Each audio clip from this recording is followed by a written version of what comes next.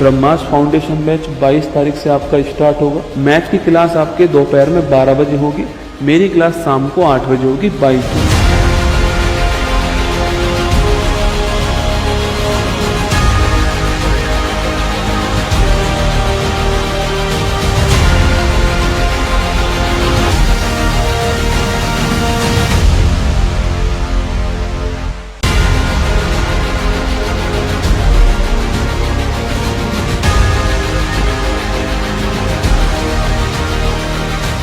ब्रह्मास्त्र foundation batch 22 तारीख से आपका स्टार्ट होगा। मैथ की क्लास आपके दोपहर में 12 बजे होगी। मेरी क्लास शाम को 8 बजे होगी 22 जून।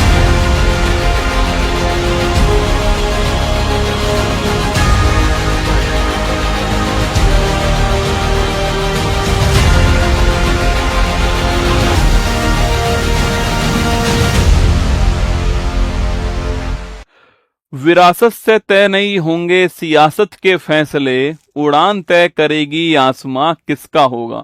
हेलो नमस्कार साथियों, स्वागत है आप सभी का उत्कर्ष परिवार के अंदर। 22 जून की तारीख है और मैथमेटिक्स जो है उसका फाउंडेशन जो बैच है आपके लिए स्टार्ट किया जा रहा है आज से। और आप सोच रहे होंगे कि मैं आपके बीच में कैसे आ गया, क्या मैं मैथ पढ़ाऊंगा? तो नहीं साथियों, मैथमेटिक्स आपको जो मेरे बड़े भाई हैं राहुल सर आपको पढ़ाने वाले हैं। मुझे लगा कि शुरुआत में मैं 5 मिनट में आपसे बात कर लेता हूँ, कुछ बहुत ही महत्वपूर्ण जानकारी मैं आपको दे देता हूँ। उसके बाद में राहुल सर जो है वो जिम्मा संभालेंगे आपके मैथ का। ये जो क्लास होने वाली है, हमने इसमें जो टॉपिक तय किए थे वो ऐसे टॉपिक तय किए हैं जिससे कि मैथ के अंदर आपका कॉन्फिडेंस बढ़ सके, मैथ के अंदर आपकी एक्यूरेसी बढ़ सके और मैथ के अंदर आपकी जो स्पीड है, ये तीनों चीजें आपकी बढ़ सके। ये हमारा उद्देश्य था, क्योंकि मैथ में सबसे बड़ी समस्या है कि हमारा कॉन्फिडेंस ही नहीं होता है कि हम कर पाएंगे। आपके अंदर यह चीज को लेकर आना कि आप कर सकते हो, ये इस फाउंडेशन बैच का उद्देश्य रहने वाला है। आज से इसकी क्लासेज स्टार्ट हो रही हैं। अभी राहुल सर आपको जो है मैथमेटिक्स के बारे में समझाएंगे। शुरुआत में आपको बताएंगे कि भाई किस प्रकार मैं डील करने वाला हूँ मैथमेटिक्स को, टॉपिक्स कौन कौन से होंगे, किस प्रकार पढ़ाया जाएगा आपको, वो सब आपको वही तय करने वाले। और फिर शाम को 8 बजे मैं जो है जीके जीएस, आपकी एनसीईआरटी जो जीके जीएस है वो आपको पढ़ाने वाला हूँ। कुछ बातों का विशेष ध्यान रखना, माना कि ये क्लास यूट्यूब पर फ्री चल रही है, मुझे पता है कि यूट्यूब पर फ्री है, लेकिन आप ध्यान रखना कि इसकी कीमत बहुत अधिक होगी। अगर आपने इस पूरी क्लास का फायदा उठाया, आपने बहुत ढंग से चीजों को नोट किया, आपने बहुत ढंग से ध्यान से सारी बातों को सुना, तो निश्चित तौर पे आप ये मान के चलना कि आपका फाउंडेशन, आपकी नींव मजबूत होगी। और जिस घर की नींव मजबूत होती है उसके ऊपर बनने वाला घर जो है वो उतना ही शानदार होता है। आप उसके बाद कोई भी एग्जाम दीजिएगा, अगर आपका फाउंडेशन मजबूत है तो निश्चित तौर पे मान के चलना कि आपका जो सिलेक्शन है वो आप सिलेक्शन के करीब जो है पहुंच जाएंगे। तो अब बहुत ध्यान से सारी बातों को सुनना है। राहुल सर आपसे जो भी कहें, मैथमेटिक्स के अंदर खुद सेलेक्टेड हैं, लंबे समय से आपके डिपार्टमेंट में जॉब की है, मैथमेटिक्स को जिया है, मैथमेटिक्स को पढ़ाया है, मैथमेटिक्स को आपके मैथमेटिक्स के साथ में समय व्यतीत किया है। तो आप सभी के लिए बहुत ही महत्वपूर्ण ये बैच होने वाला है, ठीक है। इस बैच की जो पीडीएफ है वो आपको ऐप के अंदर मिलेगी। कमेंट बॉक्स में जो है आपके लिंक जो है पिन किया जाएगा, जिसमें आपको इसकी पीडीएफ जो है ऐप के अंदर मिल जाएंगी। संडे को आपका टेस्ट होगा। 21 दिन आपकी क्लासेस चलने वाली हैं। 12 बजे से डेली 2 बजे के आसपास जो है 90 मिनट 100 मिनट आपकी क्लास चलेंगी, इसलिए बहुत ध्यान से आपको देखना है। कुछ बच्चे ऐसे होंगे जो बहुत एडवांस लेवल के होंगे, कुछ बच्चे ऐसे होंगे जो कि आपके मैथमेटिक्स में कमजोर स्थिति के अंदर होंगे। मैंने इसलिए उनसे जिक्र किया था कि आपको जीरो से नहीं, आपको माइनस से उठा करके पहले जीरो पर लाना है और फिर जीरो से आपके टॉप पर पहुंचाना है। ये इसमें अप्रोच रहने वाली है, ठीक है। तो एक बार आप कमेंट बॉक्स में कमेंट कर दीजिए, दिल भेज दीजिए राहुल सर के लिए। और सब कुछ, अगर मेरी आवाज़ ठीक ठाक आपके पास में आ रही है, अगर हम क्लास को स्टार्ट करने के लिए तैयार हैं, तो एक बार जो है कमेंट बॉक्स में कमेंट कर दीजिए दिल भेज करके। और फिर जो है राहुल सर आपकी क्लास स्टार्ट करने वाले हैं। तो चलिए अब हम जो है राहुल सर को कमान पकड़ाते हैं मैथमेटिक्स की। और मुझे पूरा विश्वास है कि जब मैं 21 दिन बाद आपको मैथमेटिक्स क्लास में मिलूंगा तो आपकी मैथमेटिक्स में थोड़ी अप्रोच अच्छी होगी, आपकी कैलकुलेशन स्पीड अच्छी होगी, कॉन्फिडेंस अच्छा होगा और आप मुझसे कह पाएंगे कि सर मैं अब मैथमेटिक्स को कर सकता हूँ, मैं अब उससे डरूंगा नहीं। चलिए, तो राहुल सर का स्वागत है आपके दिलों के साथ में। और बहुत ध्यान से देखना है, डिस्टर्ब बिल्कुल नहीं करना है। अगर आपको कहीं डाउट हो तो डाउट पूछना है, अन्यथा बहुत ध्यान से सारे पॉइंट को नोट डाउन करते हुए चलना है। तो चलिए शुरुआत करते हैं क्लास की।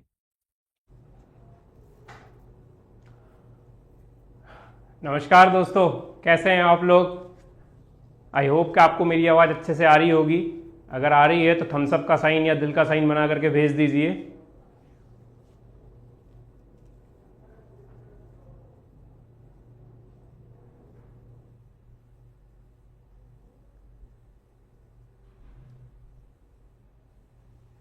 मैथ्स फाउंडेशन बैच, क्यों जरूरत पड़ी इसकी, क्या नीड थी कि मैथ्स फाउंडेशन बैच चले, क्यों जरूरत पड़ी, क्या नीड थी, क्या हम करने वाले हैं इसमें आने वाली 21 क्लासेज में, किस तरीके से हम इसे आगे लेकर के जाएंगे, किस तरीके से हम आपकी एक्यूरेसी को और स्पीड को बढ़ाने वाले हैं, किस तरीके से आपको बेस से, बेसिक मेथड से, बिल्कुल जीरो लेवल से, ग्राउंड जीरो से मैं आपको उठाने वाला हूं मैथ्स में और उस लेवल पे लेके जाने वाला हूं जहां से आपको कोई भी एग्जाम जहां मैथ्स आती है वो हम सॉल्व कर पाएं।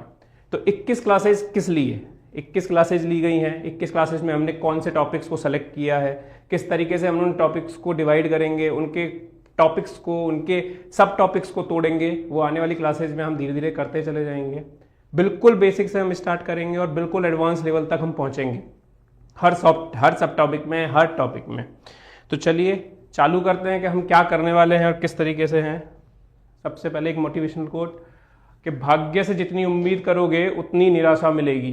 कितनी बढ़िया लाइन है कि भाग्य से जितनी उम्मीद करोगे उतनी ही निराशा मिलेगी और कर्म पर जितना भरोसा करोगे उतनी सफलता मिलेगी। सिंपल मीनिंग है, आपको अपने कर्म पे भरोसा करना है। अगर कोई भाग्य के भरोसे बैठ गया कि अपने आप हो जाएगा तो असफलता मिलना तय है, आपका फेल होना तय है। और इन लाइनों को मैं अपनी 4 लाइनों से कवर करना चाहता हूँ, समअप करता हूँ कि राहें जहाँ तक जाएंगी राहगीर वहाँ तक जाएगा, राहें जहाँ तक जाएंगी राहगीर वहाँ तक जाएगा। तुम दरिया से क्या पूछ रहे हो नीर कहाँ तक जाएगा, तुम दरिया से क्या पूछ रहे हो नीर कहाँ तक जाएगा। अरे उठाओ धनुष खींचो तान लगाओ निशाना लक्ष्य पर, अरे उठाओ धनुष खींचो तान लगाओ निशाना लक्ष्य पर। यह बाद में देखा जाएगा कि बाण कहाँ तक जाएगा। बाद में डिसाइड कर लेंगे कि टारगेट अचीव हुआ या नहीं हुआ, कि बाण अपने टारगेट पे लगा या नहीं लगा, लेकिन हमें कर्म तो करना पड़ेगा। धनुष तो उठाना पड़ेगा, तान खींचनी पड़ेगी, उस पर बाण चढ़ाना पड़ेगा। तो वो सब काम हमें करने हैं और उसी काम को, उसी सेगमेंट को मैथ्स के फील्ड में करने के लिए, आप लोगों की तैयारी को अच्छा करने के लिए ये मैथ्स का फाउंडेशन बैच डिसाइड किया गया है, एक डिज़ाइन किया गया है प्रॉपरली और आप लोगों के सामने लेके आया गया है। क्या करने वाले हैं, कौन कौन से टॉपिक्स हम पढ़ने वाले हैं, किस किस एग्जाम के लिए टॉपिक्स जो हैं वो अच्छे होने वाले हैं, किस किस एग्जाम में ये बेसिकली आते हैं। तो सबसे इंपॉर्टेंट सीजीएल के एग्जाम, एसएससी के एग्जाम में तो ये जो टॉपिक्स लिखे हुए हैं सारे के सारे आते ही हैं। मैं टॉपिक वाइज भी चलाऊंगा, एक बार आपको टॉपिक वाइज भी समझाऊंगा। उसके अलावा आपका बैंक पीओ का एग्जाम हो गया, उसके अलावा आपके रेलवे के जितने भी एग्जाम्स हैं, CBT 1, CBT 2, NTPC under graduate, graduate level, उसके अलावा आपके रीट का एग्जाम राजस्थान में, RSPRI का एग्जाम हो गया, पटवारी का एग्जाम हो गया, वीडियो हो गया, वनपाल परीक्षा हो गई, उसके अलावा यूपी पुलिस कांस्टेबल हो गया, यूपी पुलिस SI हो गया, मतलब तमाम एग्जाम्स, MP के एग्जाम हो गए। तमाम एग्जाम्स में ये टॉपिक कॉमन है, ये टॉपिक आते ही आते हैं और इन टॉपिक्स के क्वेश्चन जरूर आएंगे। तो हम स्टार्ट करेंगे नंबर सिस्टम संख्या पद्धति से। नंबर सिस्टम के अंदर हम पढ़ने वाले हैं किस तरीके से नंबर सिस्टम डिजाइन हुआ, क्या क्या नंबर सिस्टम के डेफिनेशंस हैं, क्यों डेफिनेशन बेस्ड क्वेश्चन सबसे ज़्यादा आ रहे हैं एग्जाम्स में, डेफिनेशंस की तरफ एग्जामिनर कैसे शिफ्ट हुए हैं, कैसे हम उन क्वेश्चंस को तोड़ेंगे और आगे बढ़ेंगे। दूसरा टॉपिक होगा हमारा सिंप्लीफिकेशन, उसमें बोर्ड मास, इनफाइनाइट सीरीज, इस टाइप के क्वेश्चंस को और इस टाइप के डिफरेंट सेगमेंट्स को हम कंप्लीट करने वाले हैं। परसेंटेज इकलौता ऐसा टॉपिक है जो दूसरे टॉपिक्स में भी बहुत ज़्यादा काम आएगा। जो आपके SI/CI हो गया, रेशियो एंड प्रॉफिट हो गया, उसमें परसेंटेज का क्वेश्चंस, परसेंटेज के थ्रू क्वेश्चंस को सॉल्व करना बहुत इजी हो जाता है। परसेंटेज को हम यूज़ करेंगे, बार बार यूज़ करेंगे। तो परसेंटेज, प्रॉफिट एंड लॉस के साथ ही डिस्काउंट का टॉपिक, क्योंकि आजकल जो क्वेश्चंस हैं जो बन रहे हैं वो मार्क प्राइस के थ्रू बनते हैं। वो सीधा कॉस्ट प्राइस और सेलिंग प्राइस, क्रय मूल्य विक्रय मूल्य पे क्वेश्चन नहीं पूछता, वो पूछता है आपको मार्क प्राइस के साथ डिस्काउंट देके, अंकित मूल्य पर एक छूट देगा और उसके बाद में आपसे क्वेश्चन पूछा जाएगा कि किस तरीके से इसका कॉस्ट प्राइस रहेगा, किस तरीके से इसका सेलिंग प्राइस रहेगा। तो ये टॉपिक कंबाइंड टॉपिक हो चुके हैं अब। फिर हमारा रहेगा age relation question. Age relation questions में एज बेस्ड क्वेश्चंस जो आरआरबी ने इस बार बहुत अच्छे से पूछे हैं एनटीपीसी के एग्जाम में। उसके बाद में सिंपल इंटरेस्ट, कंपाउंड इंटरेस्ट, उसके बाद में हम पढ़ने वाले हैं एवरेज, फिर time and work and pipe and system. Time and work and pipe and system के क्वेश्चन लगभग हर एग्जाम में आपको 1 से 2 क्वेश्चंस देखने को मिलने ही मिलने हैं। वो क्वेश्चंस देखें, आप देखोगे आपके पास में इस तरीके के फॉर्मूले बेसिक से बिल्कुल पढ़ा करके आपको उस लेवल पे ले जाया जाएगा जहां पे वो क्वेश्चंस को आप बड़े आराम से बड़े इजी वे में सॉल्व कर पाओगे। Time, speed and distance and train and boat and stream, लगभग तीनों का सेम कॉन्सेप्ट है। सेम कॉन्सेप्ट पे चलते हैं, सेम फॉर्मूला, लगभग सेम कॉन्सेप्ट है। रिलेटिव स्पीड के कॉन्सेप्ट पे ये दोनों डिराइव होते हैं, बाकी इसका तो एक ही कॉन्सेप्ट चलता है। तो वो कॉन्सेप्ट हमें सीखना है और उसके आगे की चीजों को हमें देखना पड़ेगा। फिर लास्ट है रेशियो एंड प्रोपोर्शन, अनुपात एंड समानुपात। अनुपात और समानुपात से 2 से 3 क्वेश्चन एसएससी के किसी भी एग्जाम में जरूर आते ही आते हैं। Ratio and proportion based question आने ही आने हैं और आते ही हैं। तो वो टॉपिक भी हम बिल्कुल बेस से पढ़ेंगे और एडवांस लेवल तक लेकर के जाएंगे। तो अपनी कॉपी, नोटबुक, पेन उठा लीजिए, जो कुछ भी लिखूंगा बोर्ड पे वो लिखना है, वो समझना है, और अगर समझ में नहीं आए तो कमेंट बॉक्स में डालना है कि सर हाँ बताइए, वापस से बताइए। बिल्कुल बेस लेवल से पढ़ेंगे, प्रीवियस ईयर क्वेश्चंस को देखेंगे डिफरेंट एग्जाम्स के, और बहुत अच्छे से क्वेश्चंस को सॉल्व भी करेंगे हम लोग क्लास के अंदर। तो स्टार्ट करते हैं हम लोग। नंबर सिस्टम क्या है? नंबर सिस्टम संख्या पद्धति क्या है, क्यों है, कितने डिजिट्स हैं? टोटल हमारे पास जो मैथ्स में डिजिट हैं वो हैं 0 to 9। मुझे ऐसा लगता है कि जो मैथमेटिशियन थे वो बाकी जो लैंग्वेज बन रही थी उनमें सबसे स्लो थे या सुस्त प्रजाति के लोग थे, क्योंकि इंग्लिश के अल्फ़ाबेट 26, हिंदी के अल्फ़ाबेट 30 से ज़्यादा हैं, और मैथ्स इकलौती ऐसी सब्जेक्ट है जिसके अल्फ़ाबेट या जिसके डिजिट्स जिनसे सब कुछ डिसाइड होना है वो 9 है। वो टोटल 10 डिजिट्स हैं आपके पास में, 0 to 9। टोटल 10 डिजिट्स के ऊपर खेल चलना है। टोटल 10 डिजिट्स से डिसाइड होगा कि नंबर सिस्टम कैसे चलेगा, कैसे वो नंबर्स जो हैं वो डिफाइन होंगे, किस तरीके से कौन सा नंबर कहाँ पिक होगा, कहाँ जाएगा। तो वो नंबर सिस्टम जो कुछ भी डिसाइड हुआ वो उन 10 डिजिट्स के बेसिस पे ही डिसाइड होने वाला है। हमारा नंबर सिस्टम जो है, संख्या पद्धति जो है, उसमें आज जो क्वेश्चंस देखे जा रहे हैं, सीडीएस हो, सीजीएल हो, सीपीओ हो, उसमें डेफिनेशन बेस्ड क्वेश्चन बहुत आ रहे हैं। डेफिनेशन बेस्ड क्वेश्चन का मतलब क्या हो रहा है? डेफिनेशन बेस्ड क्वेश्चन का मतलब एक स्टेटमेंट दे दिया जाता है, दूसरा स्टेटमेंट दे देंगे और पूछेंगे कि भाई कौन सा सही है, कौन सा गलत है, किस तरीके से है, किस तरीके से नहीं है। तो हम नंबर सिस्टम का पहले डिवीजन सोचते हैं। नंबर सिस्टम को हम लोग एक सेगमेंट में डिवाइड करते हैं। क्या है नंबर सिस्टम में? सबसे पहला नंबर जो हमारा बनता है वो है रियल नंबर। सबसे पहला नंबर बनता है हमारा natural number. Natural number, natural number, प्राकृतिक संख्या, प्राकृतिक ऑब्लिक प्राकृत संख्या, हिंदी में प्राकृतिक ऑब्लिक प्राकृत संख्या बोलते हैं। क्या है नेचुरल नंबर? नाम से ही क्लियर हो रहा है कि नेचुरल है, जो भी है वो नेचुरल है। मतलब नेचुरल क्या है? मेरे हाथ में एक मार्कर है, एक है ना ये, तो इसको मैं डिफाइन कर पा रहा हूं कि ये एक है। मेरे पास में ये 2 चीजें हैं तो मैंने डिफाइन कर पा रहा हूं 2 हैं। तो जो भी चीज हमारी कैलकुलेशन के लिए काम आती है, जो गणना करने के काम में आती है, जो वस्तुओं को गिनने के काम में आती है, जो हम वस्तुएं खरीदते हैं, जो भी हम थिंग्स खरीदते हैं, उनको गिनने के जो भी काम में आती है वो हमारे नेचुरल नंबर हैं।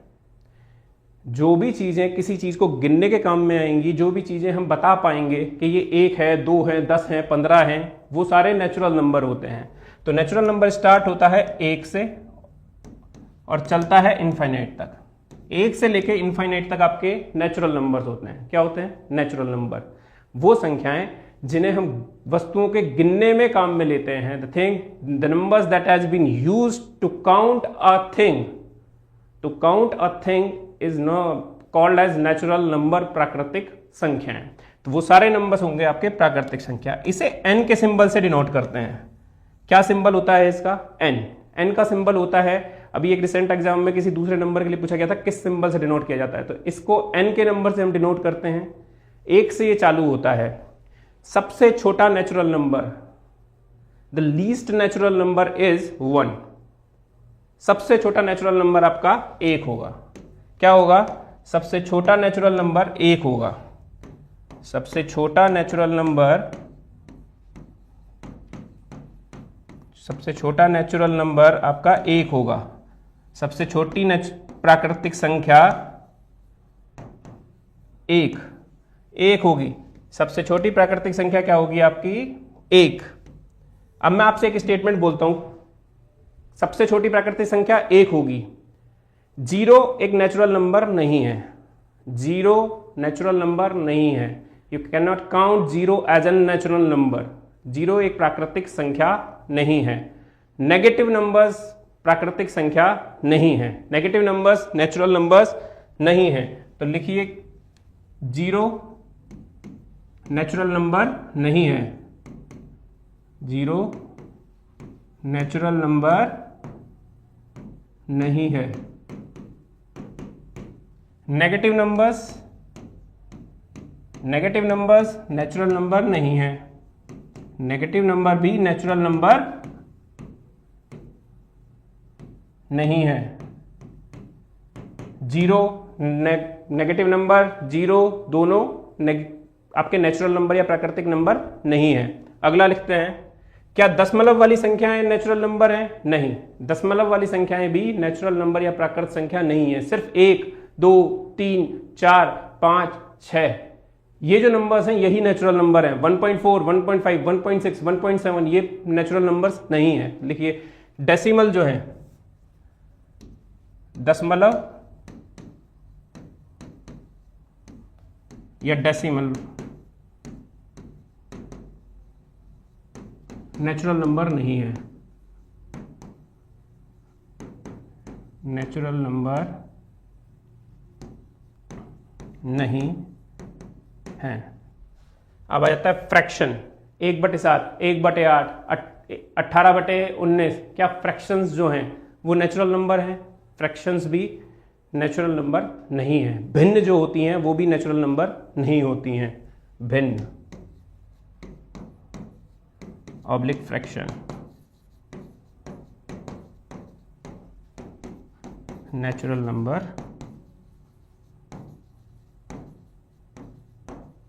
नहीं है।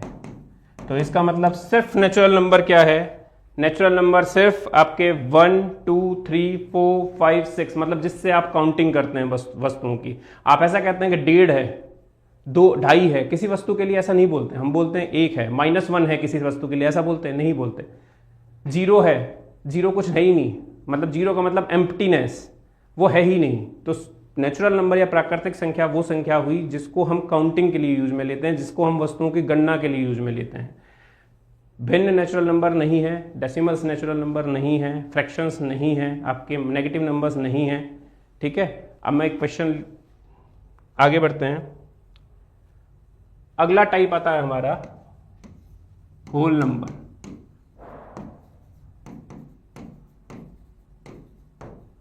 या पूर्ण संख्या, या पूर्ण संख्या, होल नंबर। कोई भी चीज कंप्लीट तब होती है जब उसमें इंडिया का योगदान कंप्लीट हो जाए, और इंडिया का योगदान नंबर सिस्टम में या मैथमेटिक्स में सिर्फ एक है, वो है जीरो की खोज। वो क्या है? जीरो की खोज।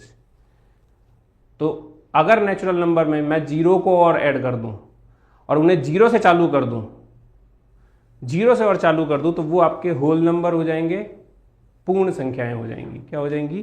पूर्ण संख्याएं। अगर मैं उसमें प्राकृत संख्याओं में जीरो को ऐड कर दूं तो ये क्या हो जाएगा? होल नंबर, पूर्ण संख्या। तो ये क्या होगी? 0, 1, 2, 3 से लेकर के इनफाइनाइट तक। 0, 1, 2, 3 से लेकर के इनफाइनाइट तक हमने जीरो को ऐड कर दिया। अब क्वेश्चन उठता है वापस से, भाई क्या नेगेटिव नंबर्स होल नंबर होंगे? नहीं होंगे। क्या फ्रैक्शंस होल नंबर होंगे? नहीं होंगे। क्या डेसिमल्स होल नंबर होंगे? नहीं होंगे। ना फ्रैक्शंस होंगे, ना डेसिमल्स होंगी, ना नेगेटिव नंबर्स होंगे होल नंबर। होल नंबर कहाँ से स्टार्ट होगा? जीरो से लेकर के इनफाइनाइट तक। चलिए लिख लेते हैं।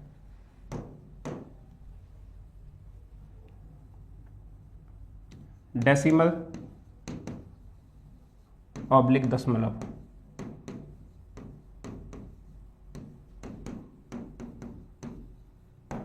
होल नंबर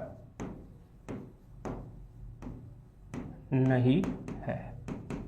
डेसिमल ऑब्लिक दशमलव नंबर जो होगा वो आपका होल नंबर नहीं होगा, फ्रैक्शन, या जिसे हम भिन्न कहते हैं, ये भी होल नंबर नहीं होंगे।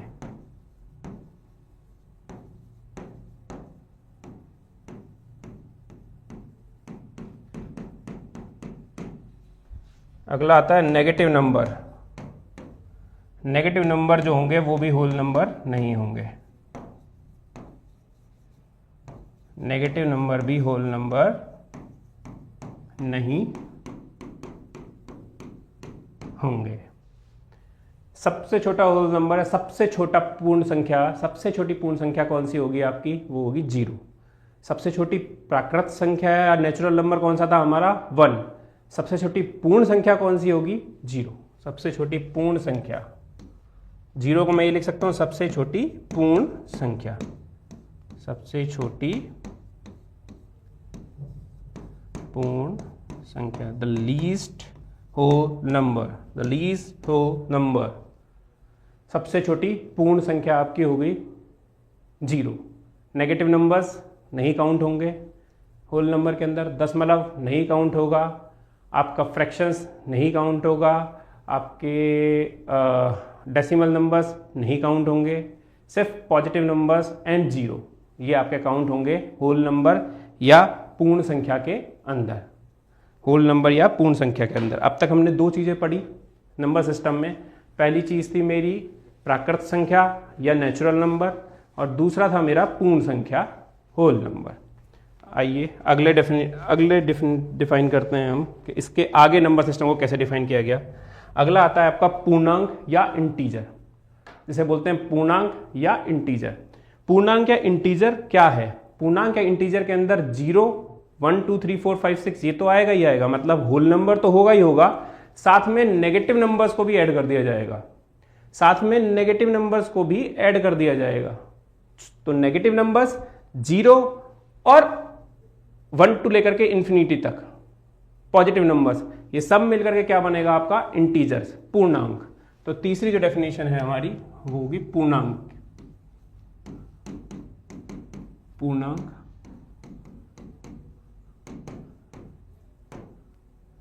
इंटीजर्स।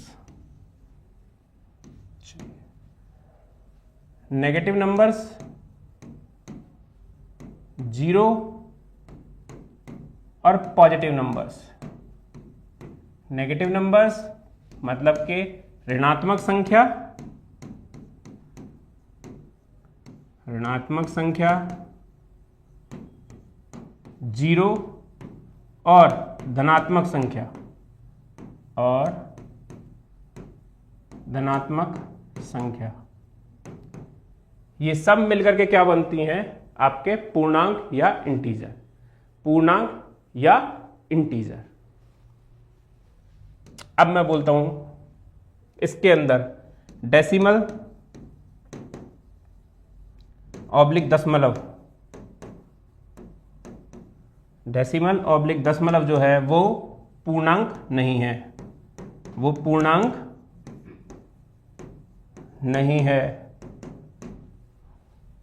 फ्रैक्शन या भिन्न जिसे बोलते हैं हम लोग, वो भी पूर्णांक नहीं है, वो भी पूर्णांक नहीं है, वो भी पूर्णांक नहीं है। तो पूर्णांक कौन कौन से हैं? ऋणात्मक संख्याएं 0 और धनात्मक संख्याएं, ऋणात्मक संख्याएं 0 और धनात्मक संख्याएं। 1 मिनट। पीडीएफ बेटा ऐप के अंदर मिलेगा, है ना? QR कोड मिल जाएगा लास्ट में, उसको स्कैन कर लेना, उसके अंदर PDF मिल जाएंगे, है ना? वहीं मिलेंगे आपको, और भी जो भी होगा इन क्लासेस से रिलेटेड वो आपको वहीं मिलेगा। ऋणात्मक संख्याएं 0 और धनात्मक संख्याएं मिलकर के आपके पूर्णांक बनती हैं। अब मैं पूछता हूँ सबसे छोटा ऋणात्मक पूर्णांक कौन सा होगा? सबसे बड़ा ऋणात्मक पूर्णांक कौन सा होगा? सबसे बड़ा ऋणात्मक पूर्णांक -1। -1 जो होगा वो सबसे बड़ा ऋणात्मक पूर्णांक होगा, सबसे बड़ा ऋणात्मक पूर्णांक। सबसे बड़ा ऋणात्मक पूर्णांक कौन सा है आपका? -1। और सबसे छोटा धनात्मक पूर्णांक कौन सा होगा? 1। सबसे छोटा धनात्मक पूर्णांक, सबसे छोटा धनात्मक पूर्णांक, सबसे छोटा धनात्मक पूर्णांक, the least positive integer is 1 and the biggest or highest negative integer is -1. The least positive integer is 1 and the biggest or highest negative integer is -1. तो आपकी तीसरी हुई पूर्णांक। पूर्णांक के अंदर कौन कौन से नंबर आएंगे? Negative, 0 and positive. Negative, 0 and positive. ऋणात्मक संख्या 0 और धनात्मक संख्याओं का योग जो होगा वो बनेगा आपका पूर्णांक या इंटीजर। डेसिमल्स इसके अंदर नहीं आते हैं, फ्रैक्शंस इसके अंदर नहीं आते हैं। अब अगला जो हमारा डिफाइन है वो है परिमेय संख्या। कौन सी संख्या है? परिमेय संख्या या रेशनल नंबर। परिमेय संख्याएं या रेशनल नंबर वे सभी संख्याएं जिन्हें हम फ्रैक्शन के रूप में लिख सकते हैं परिमेय संख्या कहलाती हैं। वे सभी संख्याएं जिन्हें हम भिन्न के रूप में लिख सकते हैं, जिन्हें हम फ्रैक्शन के रूप में लिख सकते हैं, वो सभी संख्याएं परिमेय संख्याएं कहलाती हैं। इसे हम लोग आर के थ्रू डिनोट करते हैं। कैसे रिप्रेजेंट करते हैं? आर के थ्रू। आर के थ्रू हम इसे रिप्रेजेंट करते हैं। और जिन्हें हम पी बाय क्यू की फॉर्म में लिख सकते हैं, P बाय Q की फॉर्म में लिख सकते हैं, जहां पर Q जो है वो 0 के बराबर नहीं है। जहां पर Q जो है वो 0 के बराबर नहीं है, वो सारे नंबर्स आपके परिमेय नंबर होंगे, परिमेय संख्या होंगी, रेशनल नंबर्स होंगे। P और Q दोनों इंटीजर्स होंगे आपके। P और Q जो है वो आपके इंटीजर्स होंगे। तो अब मैं बताऊं आपको कौन सी संख्या अब इसके अंदर नहीं आने वाली है। परिमेय संख्या के अंदर कौन सी संख्या नहीं आएगी? सबसे इंपॉर्टेंट ये है कि कौन सी संख्या परिमेय संख्या के अंदर नहीं आएगी। वो सभी संख्याएं जिनको हम P/Q के रूप में लिख सकते हैं। तो क्या मैं कह सकता हूं कि 2 परिमेय संख्या है, 2 एक रेशनल नंबर है। अब मैं लिखता हूं 4/3 क्या परिमेय संख्या है? हाँ। क्या मैं 1/2 जो लिख रहा हूं ये परिमेय संख्या है? क्या 1/2 परिमेय संख्या है? हाँ, 1/2 एक परिमेय संख्या है।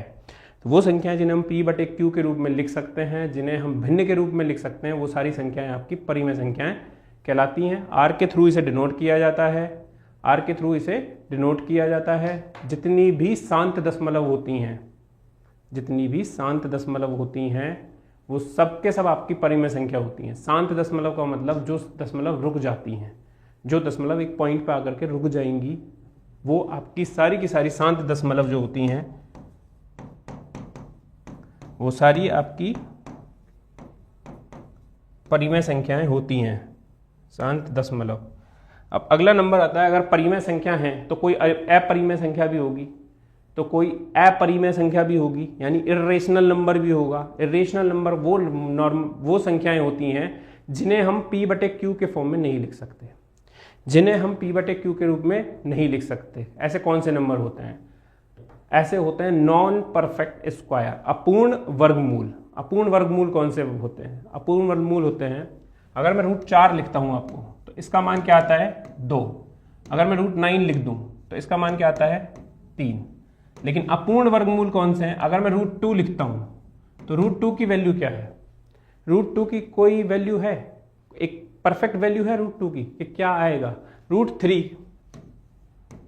√5, √7। तो ये आपके अपूर्ण वर्गमूल हैं। क्या है? अपूर्ण वर्गमूल। और ये हैं आपके पूर्ण वर्गमूल, परफेक्ट स्क्वायर। ये आपके पूर्ण वर्गमूल हैं, परफेक्ट स्क्वायर जिन्हें बोलते हैं, परफेक्ट स्क्वायर। और ये आपके non perfect square, non perfect square. तो अगला जो हमारा डिफाइन है इसका 5वां, वो हो गया अपरिमेय संख्याएं। अपरिमेय संख्या या इर्रेशनल नंबर। क्या हुआ? Irrational number. कौन सी संख्या है? इन्हें हम p बटे क्यू के फॉर्म में नहीं लिख सकते, नहीं लिख सकते। अगर मैं कहूं नॉन परफेक्ट स्क्वायर इसके अंदर आता है, क्या आता है? नॉन परफेक्ट स्क्वायर या अपूर्ण वर्गमूल। अपूर्ण वर्गमूल, अपूर्ण वर्गमूल इसका पार्ट होता है। अगला पार्ट अपूर्ण वर्गमूल नॉन परफेक्ट स्क्वायर जो है वो इसके अंदर आएगा। दूसरा आएगा आपका दशमलव, नॉन टर्मिनेटिंग या नॉन रिपीटिंग दशमलव। वो दशमलव संख्याएं जो रुकती नहीं है या रिपीट भी नहीं होती हैं। जो रिपीट नहीं होती हैं और जो रुकती भी नहीं है वो दशमलव संख्याएं नॉन टर्मिनेटिंग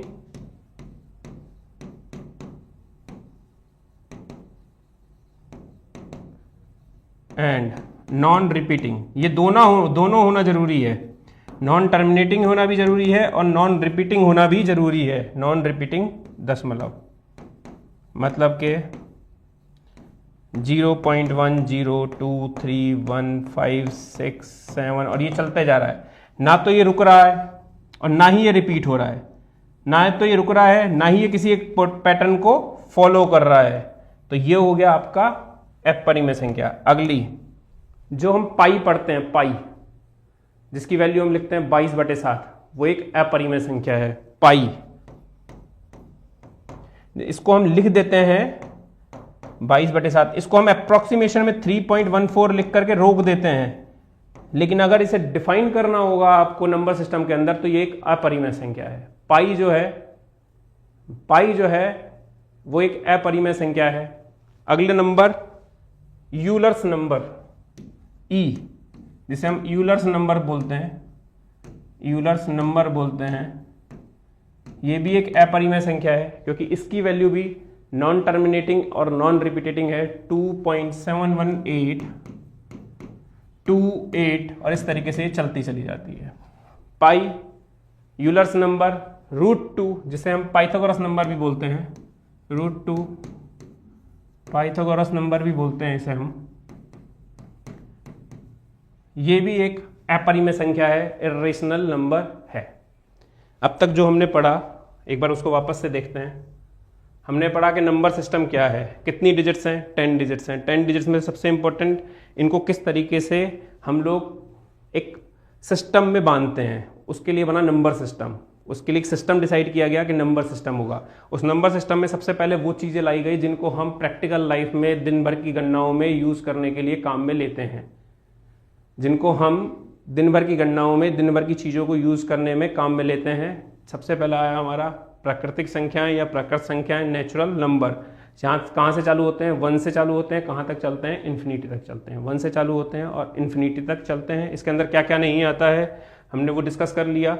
इसके अंदर जो है वो हम लोग डिस्कस कर चुके हैं। इसके अंदर नेगेटिव नंबर्स नहीं आएंगे, इसके अंदर नेगेटिव नंबर्स नहीं आएंगे और इसके अंदर नेगेटिव नंबर नहीं आएंगे आपके, और इसके अंदर आपके 0 नहीं आएगा। अगला नंबर आता है आपका होल नंबर या पूर्ण संख्या। पूर्ण संख्या कौन सी संख्या होगी? वो संख्याएं होंगी जो 0 से चालू होंगी, 0 से स्टार्ट होंगी और इन्फिनिटी तक जाएंगी। इसके अंदर आपके नेगेटिव नंबर्स नहीं आएंगे, डेसिमल्स नहीं आएंगे, फ्रैक्शंस नहीं आएंगे और उसके अलावा होल नंबर में negative number, decimal and fraction ये नहीं आएंगे। और सबसे छोटी पूर्ण संख्या कौन सी होगी? 0 होगी। सबसे छोटी पूर्ण संख्या कौन सी होगी? 0 होगी। अगला आता है पूर्णांक या इंटीजर। पूर्णांक या इंटीजर, इसके अंदर कौन कौन सा आएगा? नेगेटिव नंबर्स, 0 और पॉजिटिव नंबर्स। नेगेटिव नंबर्स, 0 और पॉजिटिव नंबर्स आएंगे। संख्या, ऋणात्मक संख्या, 0 और धनात्मक संख्या, ये सब मिलकर के पूर्णांक बनते हैं या इंटीजर्स बनते हैं। डेसिमल्स और फ्रैक्शंस इसके अंदर नहीं आते। डेसिमल्स और फ्रैक्शन इसके अंदर नहीं आते। अगला नंबर बनता है आपका परिमेय संख्या या रेशनल नंबर। वो नंबर्स जिन्हें हम p/q के फॉर्म में लिख सकते हैं। शांत दशमलव, जो दशमलव शांत हो गई, जैसे कि 1.8, ये एक परिमेय नंबर है। लेकिन अगर मैं कहूँ वहीं जब हम अपरिमेय नंबर की बात करते हैं तो अपरिमेय नंबर वो होंगे जिन्हें नॉन परफेक्ट स्क्वायर या अपूर्ण वर्गमूल बोलते हैं। वो सारे के सारे नॉन परफेक्ट स्क्वायर जितने भी होंगे वो अपरिमेय संख्या होंगी। Non terminating and non repeating जितने भी नंबर्स होंगे, दशमलव होंगी, वो सारी की सारी आपकी अपरिमेय संख्या या इरेशनल नंबर होंगे। पाई 22/7 जिसको हम 3.14 लिख देते हैं, लेकिन ये यहाँ खत्म नहीं होता, ये इसका आगे चलता रहता है। ये नॉन टर्मिनेटिंग है एंड नॉन रिपीटिंग है, इसीलिए पाई जो है उसे हम अपरिमेय संख्या या इरेशनल नंबर बोलते हैं। उसके अलावा यूलर्स नंबर जिसकी वैल्यू 2.71828 होती है, ये भी कंटिन्यूस चलता रहता है, ये एक अपरिमेय नंबर है। √2, वैसे भी √2 को हम बोल ही रहे हैं कि √2 एक नॉन परफेक्ट स्क्वायर है, तो ये एक अपरिमेय नंबर है। अब अगला जो डेफिनेशन हमारा आता है वो होता है वास्तविक संख्या या रियल नंबर। क्या आएगी? वास्तविक संख्या या रियल नंबर। वास्तविक संख्या ऑब्लिक रियल नंबर।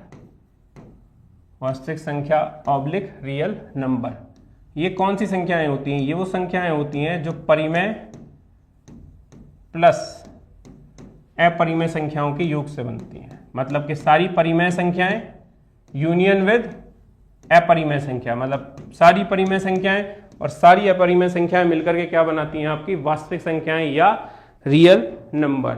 वास्तविक संख्याएं या रियल नंबर। वास्तविक संख्या की एक और डेफिनेशन होती है, वह संख्या जिसका वर्ग हमेशा एक धनात्मक संख्या या शून्य हो, वह वास्तविक संख्या कहलाती है। वह संख्या जिसका वर्ग हमेशा एक धनात्मक संख्या या शून्य हो, वो एक वास्तविक संख्या कहलाती है। वह संख्या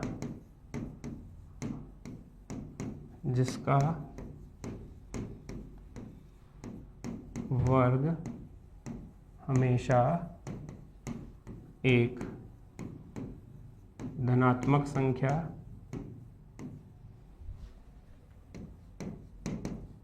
एक धनात्मक संख्या या शून्य हो, वास्तविक संख्या कहलाती है। वास्तविक संख्या कहलाती है। कैसे? देखो इसके अंदर क्या क्या आ रही है? परिमेय यूनियन विद अपरिमेय, rational number along with irrational number मिलकर के क्या बन रहे हैं? आपके वास्तविक संख्या या रियल नंबर्स बन रहे हैं। ठीक है, तो वो संख्याएं जिनका वर्ग स्क्वायर करने पर हमेशा एक धनात्मक संख्या या शून्य है। देखो अगर मैं -2 का स्क्वायर करूं तो क्या आने वाला है? 4, मतलब एक धनात्मक संख्या आई। अगर मैं लिख देता हूं आपको -4/3 का स्क्वायर, क्या आएगा? 16/9। क्या आएगा? 16/9। अब ये हो सकता है non terminating and non repeating हो, लेकिन और उसकी वजह से ये एक अपरिमेय संख्या बन जाए, लेकिन अपरिमेय संख्या भी वास्तविक संख्या जो रियल नंबर्स हैं उनका एक पार्ट होती हैं। वास्तविक संख्या जो होती है उन्हीं का एक पार्ट होती हैं अपरिमेय संख्याएं भी। तो वो संख्या जिनका वर्ग हमेशा एक धनात्मक संख्या या शून्य हो। शून्य कब होगा? सिर्फ 0 का स्क्वायर ही 0 हो सकता है, सिर्फ 0 का स्क्वायर ही 0 हो सकता है, और 0 हमारा क्या है? होल नंबर का एक पार्ट। तो वास्तविक संख्या के अंदर वो सब नंबर आएंगे जो परिमेय और अपरिमेय संख्या के अंदर आते हैं। अब अगर आपके पास में वास्तविक संख्या है, अगर मैं कह रहा हूं कि एक रियल नंबर है, अगर हम कह रहे हैं कि कोई रियल नंबर है, तो रियल नंबर है तो इसका मतलब कहीं ना कहीं कोई इमेजिनरी नंबर भी होगा, कोई एक काल्पनिक संख्या भी होगी।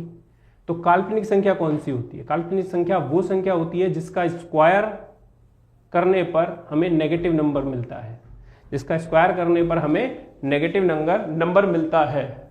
हाँ, इमेजिनरी नंबर बेटा, उन्हें काल्पनिक संख्या बोलते हैं। नेक्स्ट जो डिफाइन होता है हमारा 7th नंबर पे, वो होता है आपका काल्पनिक संख्या। काल्पनिक संख्या या इमेजिनरी नंबर। क्या होता है? काल्पनिक संख्या या इमेजिनरी नंबर। काल्पनिक संख्या इमेजिनरी नंबर किसे बोलते हैं? वह संख्या जिसका वर्ग या स्क्वायर करने पर परिणाम ऋणात्मक नेगेटिव आता है उसे हम काल्पनिक संख्या बोलते हैं। इसे किससे डिनोट करते हैं? आयोटा से। किससे डिनोट करते हैं? आयोटा। इसे आयोटा से डिनोट करते हैं, मतलब आयोटा स्क्वायर जो होगा that is equal to negative. Iota square क्या होगा आपका? नेगेटिव। आयोटा स्क्वायर क्या होगा आपका? नेगेटिव। मतलब आयोटा का क्या होगा? Iota equal to under root के अंदर नेगेटिव, अंडर रूट के अंदर नेगेटिव। आयोटा स्क्वायर क्या होगा आपका? नेगेटिव, और आयोटा होगा आपका अंडर रूट के अंदर नेगेटिव। तो ये होंगे आपकी काल्पनिक संख्या या इमेजिनरी नंबर। अब सब कुछ मिक्स कर दिया जाए, वास्तविक संख्याएं, काल्पनिक संख्याएं, इन सबको मिक्स कर दिया जाए तो बनता है कंपोजिट नंबर या मिश्रित संख्या या सम्मिश्र संख्या। जो सब कुछ होगा, मतलब उसके अंदर आपका सब कुछ आएगा, मिश्रित संख्या, मिश्रित संख्या या कंपोजिट नंबर, कंपोजिट नंबर, मिश्रित संख्या या कंपोजिट नंबर, मिश्रित संख्या या कंपोजिट नंबर। ये क्या होता है? Real number union with imaginary number, real number union with imaginary number. आपके पास real number, real union with imaginary, मतलब कि वास्तविक संख्या। मैं ये करूं कि जो कुछ भी हमने अब तक पढ़ा, जितने भी टाइप की हमने संख्याएं पढ़ी, जो कुछ भी हमने देखा, जितने भी टाइप की संख्याएं हो सकती हैं, जितने भी टाइप के नंबर्स हो सकते हैं, जिस भी तरीके से आप उन्हें रिप्रेजेंट करना चाहते हो, जिस भी तरीके से वो रिप्रेजेंट होती हो, वो सारी की सारी आपके कंपोजिट नंबर होती हैं। वास्तविक यूनियन विद काल्पनिक संख्या, यूनियन विद काल्पनिक संख्या। कैसे रिप्रेजेंट किया जाता है इसे रिप्रेजेंट करते हैं हम z equal to a plus iota b, a plus iota b। a यहां पर आपका क्या है? a आपका यहां पे क्या है? a यहां पर आपका वास्तविक संख्या है, एक रियल नंबर है, और आयोटा b आपकी काल्पनिक संख्या है। आयोटा b आपकी काल्पनिक संख्या है। ए आपका एक रियल नंबर है, आयोटा बी आपकी एक काल्पनिक संख्या है, एक इमेजिनरी नंबर है। और यहाँ हमारा नंबर सिस्टम जो है, जिस तरीके से नंबर्स को डिफाइन किया गया, डिजाइन किया गया, उनकी डेफिनेशंस के बेसिस पे वो कंप्लीट होता है। कुछ छोटे छोटे नंबर सिस्टम के पार्ट आते हैं, परफेक्ट नंबर, ट्विन नंबर्स या एडिटिव कंजक्टिव नंबर्स, वो सब हम लोग जैसे जैसे क्वेश्चंस करेंगे उस हिसाब से हम आगे चलते चलेंगे। अभी हम करते हैं इन्हीं डेफिनेशंस पे रिसेंटली एग्जाम्स में आए हुए क्वेश्चंस को, जो रिसेंट एग्जाम्स में जिस तरीके से क्वेश्चंस को पूछा गया है इन्हीं डेफिनेशंस के बेसिस पे वो देखते हैं हम लोग। चलिए, किसी अभाज्य संख्या का वर्गमूल है। क्वेश्चन देखिए, हमने जो पढ़ा है उसी के ऊपर बेस्ड है ऑलमोस्ट। किसी अभाज्य संख्या का वर्गमूल है। अभाज्य संख्याएं कौन सी होती हैं, सबसे पहले वो देखते हैं। चलो, अभाज्य संख्याएं, अभाज्य संख्या, प्राइम नंबर।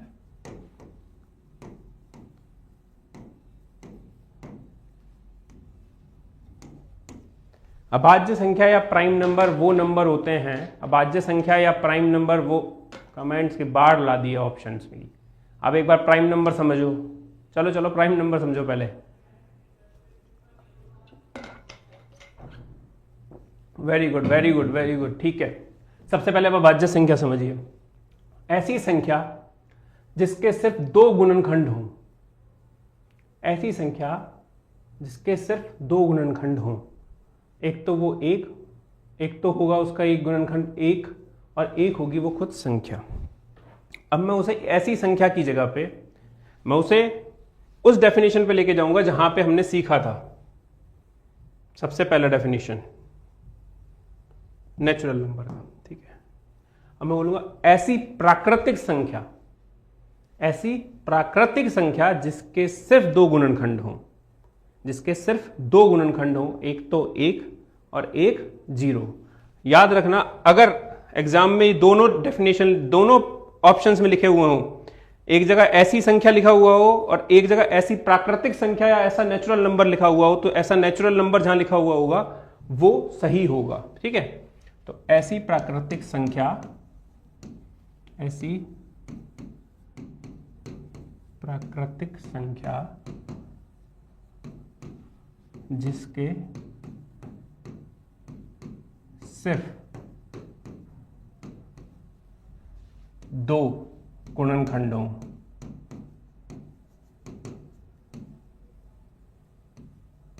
दो गुणनखंड हों, कौन कौन से? एक और वह स्वयं संख्या, एक और वो है स्वयं संख्या। ऐसी प्राकृतिक संख्या, ऐसा नेचुरल नंबर जिसके सिर्फ 2 गुणनखंड हो, एक तो वो एक तो हो एक और एक हो वो खुद संख्या, वो होगी आपकी अभाज्य संख्या या प्राइम नंबर।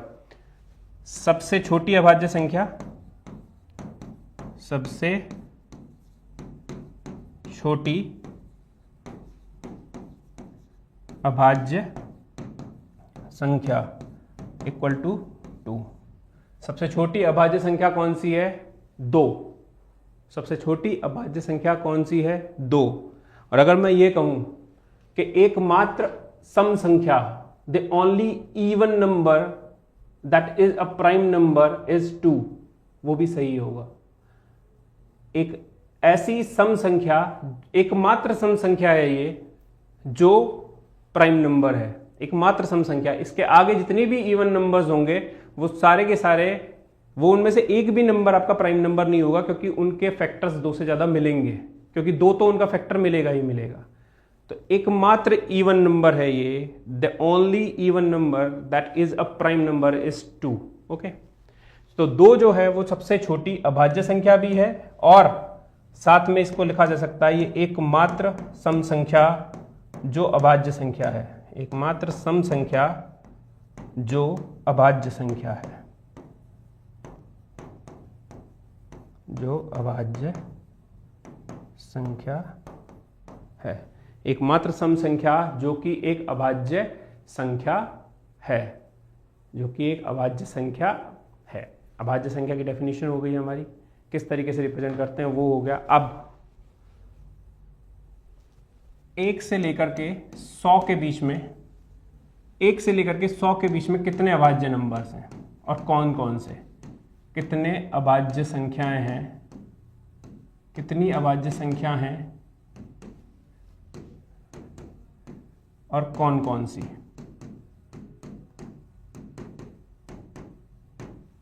उसके लिए एक कोड याद रखिएगा। कोड कहता है 44, 22, 32, 23, 2 एंड 1। 44, 22, 32, 23, 21। देखिए 44 इसका आधा करिए 22 आएगा।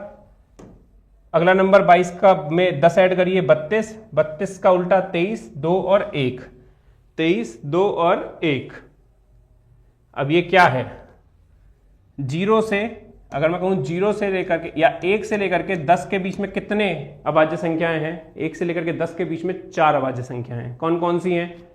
कौन कौन सी हैं 1 से लेकर के 10 के बीच में 4 अभाज्य संख्याएं? 2, 3, 5 एंड 7। कौन कौन सी अभाज्य संख्याएं हैं 4 1 से लेकर के 10 के बीच में? 2, 3, 5 एंड 7। अगला नंबर आता है हमारा 11 से लेकर के 20। 11 से लेकर के 20 के बीच में फिर से 4 संख्याएं हैं। 11 से लेकर के 20 के बीच में फिर से 4 अभाज्य संख्याएं। कौन कौन सी? 11, 13, 17 और 19। कौन कौन सी 4 अभाज्य संख्याएं हैं? 11, 13, 17 और 19। अगला नंबर आता है हमारा 21 से लेकर के 30। 21 से लेकर के 30 के बीच में, 21 से लेकर के 30 के बीच में कितनी अभाज्य संख्याएं हैं? 21 से लेकर के 30 के बीच में सिर्फ 2 अभाज्य संख्याएं हैं। 21 से लेकर के 30 के बीच में सिर्फ 2 अभाज्य संख्याएं हैं। कौन कौन सी? 23 एंड 29। 23 एंड 29। 31 से लेकर के 40 के बीच में कितनी अभाज्य संख्याएं हैं? 2। 31 से लेकर के 40 के बीच में कितनी अभाज्य संख्याएं हैं? 2। कौन कौन सी अभाज्य संख्याएं हैं 31 से लेकर के 40 के बीच में? 2। 31 से लेकर के 40 के बीच में कौन कौन सी अभाज्य संख्या हैं? एक 31 और एक 37। 31 और 37। अब आ गया हमारा 41 से लेकर के 50 के बीच में। 41 से लेकर के 50 के बीच में कितनी अभाज्य संख्याएं हैं? 3। 41 से लेकर के 50 के बीच में कितनी अभाज्य संख्याएं हैं? 3। कौन कौन सी? 41, 43 और 47। 41, 43 एंड 47। अगला आता है हमारा 51 से 60 के बीच में। 51 से 60 के बीच में कितनी अभाज्य संख्याएं हैं? 2। 51 से 60 के बीच में 2 अभाज्य संख्याएं हैं। कौन कौन सी हैं 51 से 60 के बीच में 2 अभाज्य संख्याएं? 51 से 60 के बीच में 2 अभाज्य संख्याएं 53 एंड 59। 53 एंड 59। अगला नंबर आता है 61 से 70। 61 से 70।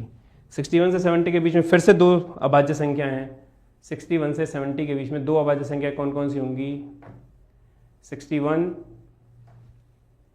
एंड 67। 61 एंड 67। 61 एंड 67। अगला हो गया मेरा 71 से 80 के बीच में कितनी अभाज्य संख्याएं हैं? 3। कितनी अभाज्य संख्याएं हैं मेरी 71 से 80 के बीच में? 3। 71, 73, 71, 73 एंड 79। 71, 73 एंड 79। अगला आता है मेरा 81 से 90 के बीच में। 81 से 90 के बीच में कितनी अभाज्य संख्याएं हैं? 2। 81 से 90 के बीच में 2 अभाज्य संख्याएं हैं। कौन कौन सी अभाज्य संख्याएं हैं मेरी? 83 एंड 89। 83 एंड 89। 83 एंड 89। 91 से 100 के बीच में कितनी अभाज्य संख्याएं हैं? 91 से 100 के बीच में सिर्फ एक अभाज्य संख्या है। उसका कौन सी संख्या है वो? 97। कौन सी संख्या है वो? 97। तो 0 से लेकर के 100 के बीच में मेरी इस कोड को याद रखते हुए हम किसी भी डिजिट के बीच का नंबर निकाल सकते हैं, क्योंकि प्राइम नंबर्स पे अब क्वेश्चन आते हैं। क्वेश्चन ऐसे भी आ जाते हैं कि 21 से लेकर के 50 के बीच में कितनी प्राइम नंबर्स हैं। तो हमारे पास अगर कोड याद है हमें, तो हमें ये निकालने की जरूरत नहीं है कौन कौन से प्राइम नंबर है। बस कोड याद हो, 2, 3, 4 ऐड किया, नंबर्स हमारा निकल के आ जाएगा। लेट्स अज्यूम मैं आपसे पूछता हूँ 21 से लेकर के 60 के बीच में, 21 से 60 के बीच में कितने प्राइम नंबर्स हैं? बताओ 21 से 60 के बीच में कितने प्राइम नंबर्स हैं?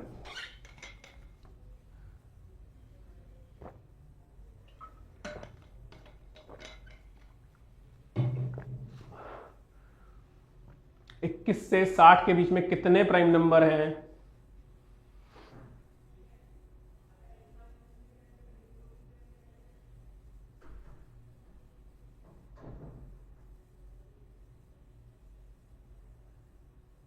हाँ भाई, मैं गौरव सर का बड़ा भाई हूं।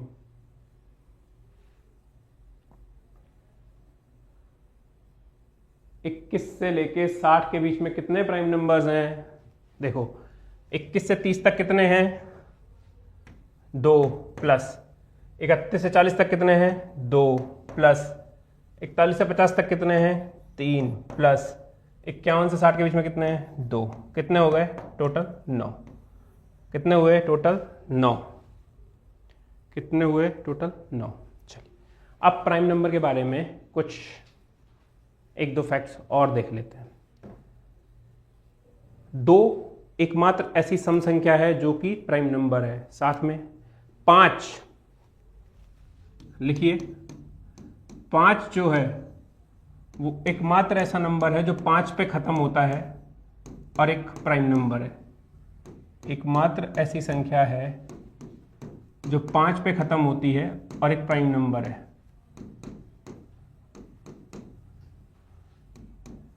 जो 5 पर खत्म होती है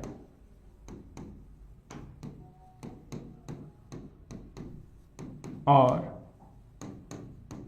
एक अभाज्य संख्या है। और एक अभाज्य संख्या है। 5 जो है नंबर 5, इसके अलावा जितने भी नंबर्स होंगे, चाहे वो मान लो 15 हुआ, 15 एक प्राइम नंबर है? नहीं। 25 प्राइम नंबर है? नहीं। 725 एक प्राइम नंबर है? नहीं, क्योंकि इन सब का एक फैक्टर तो 5 मिलेगा ही मिलेगा ना। इन सब का एक फैक्टर तो 5 मिलेगा ही मिलेगा। तो 5 एकमात्र ऐसी अभाज्य संख्या है जो खत्म 5 पे होती है, जिसकी लास्ट डिजिट या यूनिट डिजिट या सिंगल डिजिट जो भी है वो 5 है, और फिर भी वो प्राइम नंबर है, फिर भी वो प्राइम नंबर है, फिर भी वो प्राइम नंबर है। अगला फैक्ट लिखो प्राइम नंबर पे। प्राइम नंबर या अभाज्य संख्या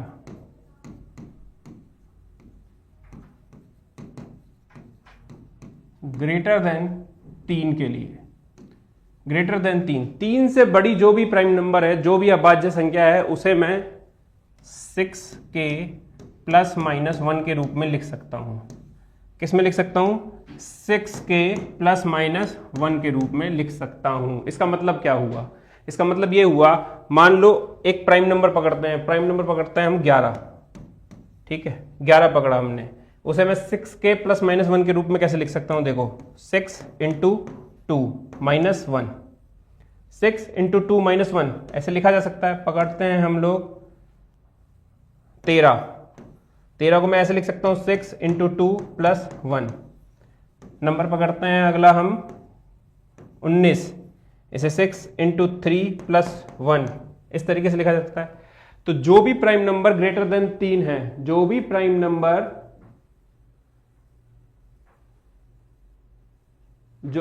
नंबर हाथ दर्द करने लगा कुछ बच्चों का, लिखो, लिखते रहोगे तो याद रहेगा। ये 3 स्टेप्स होते हैं याद होने के, किसी भी चीज को, किसी भी कॉन्सेप्ट को। सुनना, देखना और लिखना, सुनना, देखना और लिखना। जब ये तीनों स्टेप्स कोऑर्डिनेशन में फॉलो होते हैं तो वो चीज़ बहुत अच्छे से याद होती है, बार बार भूलने की दिक्कत नहीं आती। जो हम पीडीएफ से पढ़ते हैं ना, उससे एक समस्या खड़ी होती है भूलने की, उससे एक प्रॉब्लम खड़ी होती है भूलने की, क्योंकि हमारी लिखने की आदत जा चुकी है। सुनो, देखो, लिखो, सुनो, देखो, लिखो, ठीक है। 3 से बड़ी जो भी प्राकृत अभाज्य संख्या होगी या प्राइम नंबर होगा, any prime number which is greater than 3 can be represented as 6k plus minus 1। उसको 6k plus minus 1 के रूप में रिप्रेजेंट किया जा सकता है, कोई दिक्कत नहीं है, कोई भी दिक्कत नहीं है, ठीक है। चलो अब आते हैं हम अपने क्वेश्चन पे। यहाँ प्राइम नंबर आपके हुए, जो भी अगला आपको इफेक्ट आएगा उसको वहां देख लेंगे। अब देखो, किसी अभाज्य संख्या का वर्गमूल है, किसी अभाज्य संख्या का वर्गमूल है, the square root of any prime number is irrational number, is irrational number. कैसे? प्राइम नंबर क्या है आपका? 2 का स्क्वायर रूट निकालने को कह रहा है। ये एक नॉन परफेक्ट स्क्वायर है, अपूर्ण वर्गमूल है, ये नॉन परफेक्ट स्क्वायर है, ये अपूर्ण वर्गमूल है ये। और हमने अभी अभी डेफिनेशन में देखा था अपूर्ण वर्गमूल किस कैटेगरी में आते हैं। हमने अभी अभी डेफिनेशंस में देखा है, जब हमने डिफाइन किया था कि अपूर्ण वर्गमूल किस कैटेगरी में आते हैं, नॉन परफेक्ट स्क्वायर। अपूर्ण वर्गमूल किस कैटेगरी में आते हैं? अपरिमेय संख्या, इर्रेशनल नंबर। तो इस क्वेश्चन का आंसर क्या होगा? अपरिमेय संख्या या irrational number, option C. Next question देखते हैं।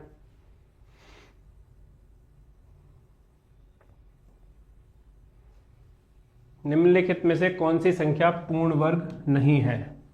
Which of the following numbers is not a perfect square? Is not a perfect square? कौन सी संख्या नहीं है?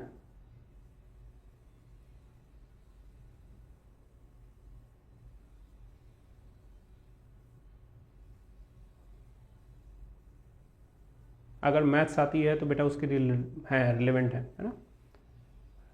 कौन सी संख्या पूर्ण एक नॉन परफेक्ट स्क्वायर है? 185। चलो अब यहां पे एक चीज समझो, आपने एक कॉन्सेप्ट सुना होगा डिजिटल सम का, संख्याओं के योग का, कि संख्याओं का योग क्या है, संख्याओं का योग क्या नहीं है। इससे रिलेटेड एक आपने कॉन्सेप्ट सीखा होगा। तो एक चीज याद रखो, एक परफेक्ट स्क्वायर या एक परफेक्ट स्क्वायर, एक पूर्ण वर्ग जो होता है ना, परफेक्ट स्क्वायर जो होता है, परफेक्ट स्क्वायर जो होता है आपका, एक परफेक्ट स्क्वायर जो होता है उसके अंकों का योग, उसके अंकों का योग 1, 4, 7 और 9, ये 4 डिजिट ही हो सकता है, ही हो सकता है। उसके अंकों का जो योग है, उसके जो अंकों का योग होगा वो सिर्फ 4 डिजिट हो सकता है, 1, 4, 7 और 9। अब अंकों का योग क्या होता है? अगर आपके सामने लिख रहा है 376, ठीक है, 376, तो इसके अंकों का योग क्या होगा? 7 और 3 10, 10 और 6 16, मतलब के 7। इसके अंकों का योग क्या हुआ? 1 + 6 7। अगर आपके सामने लिख रहा है 4 7 0, तो इसके अंकों का योग क्या हुआ? 4 और 7 11, मतलब के 2। अगर आपके सामने लिख रहा है 782, तो इसके अंकों का योग क्या हुआ? 8 और 2 10, 10 और 7 17, मतलब 8। क्या हुआ? 8। तो अंकों के योग से मतलब क्या हुआ कि सिंगल डिजिट तक पहुंचना है हमें उस अंकों के। तो अगर अंकों का योग 1, 4, 7 और 9 आ रहा है तो ही वो परफेक्ट स्क्वायर होगा, पूर्ण वर्ग होगा। देखो कैसे। 1 का स्क्वायर क्या होता है? 1।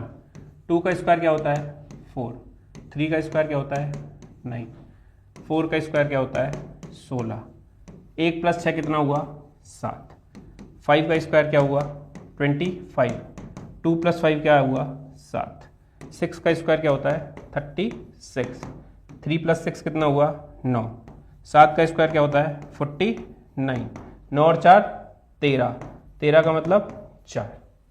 देखो यार, 1 4 9, 1 4 9 7 7 9 4, सिर्फ यही 4 डिजिट चलती हैं। कौन कौन सी? 1 4 7 और 9।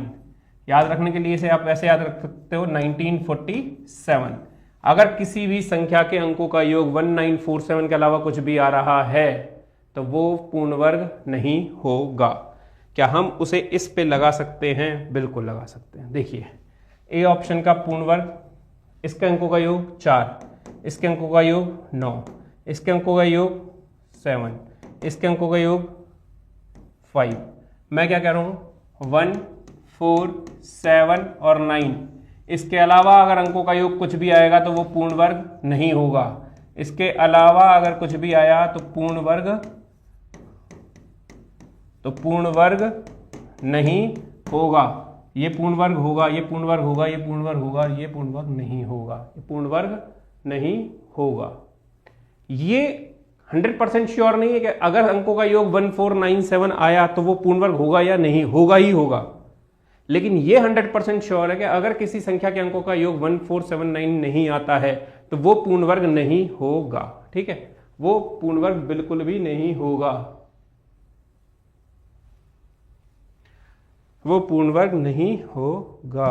चलो, परिमेय और अपरिमेय संख्याओं का योग किसके बराबर होगा? ये नई बात सीखी है, वेरी गुड। कुछ तो नया सीख के जाओगे, आओगे तो। ऐसा थोड़ी कि बिना सिखाए भेज देंगे तुम्हें, सिखा के भेजेंगे। सबको सिखा के भेजेंगे, 0 से लेकर एडवांस लेवल तक सिखा के भेजेंगे। चलो बताओ, परिमेय और अपरिमेय संख्याओं का योग बराबर है, किसके बराबर होगा? हमने डेफिनेशंस देखी थी।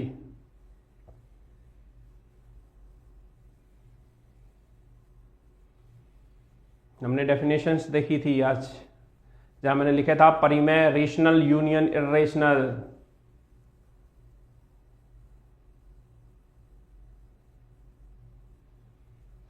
हमने डेफिनेशंस देखी थी जहां मैंने बताया था। अब देखो, एक रियल नंबर का चार्ट बना देते हैं। आंसर आएगा उसका रियल नंबर। क्या आएगा? रियल नंबर, वास्तविक संख्या। इसका एक चार्ट बनाते हैं हम लोग, वास्तविक संख्या। इसको मैंने बांटा था आपको 2 पार्ट में। क्या क्या थे वो 2 पार्ट? परिमेय संख्या,